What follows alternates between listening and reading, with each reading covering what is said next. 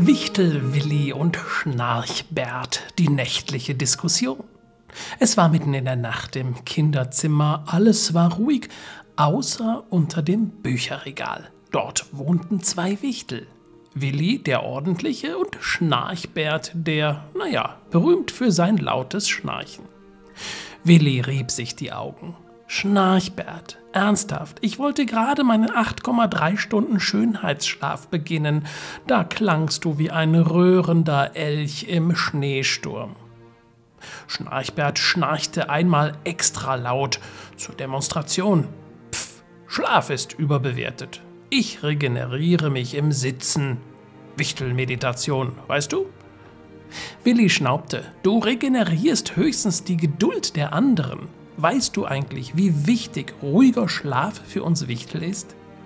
Schnarchbert gähnte. Ja, träumt mal schöner, wächst man besser und wer zu wenig schläft, bekommt Wackelohren. Ich kenn den ganzen Wichtel-Wellness-Kram.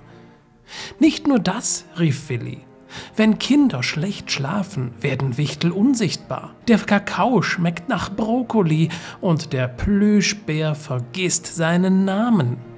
Schnarchbert hielt inne. Der Bär vergisst seinen Namen? Okay, ich versuche leiser zu schnarchen. Ab sofort nur noch lautloses Meditieren und du bekommst Ohrstöpsel aus Marshmallow. Ist es ein Deal?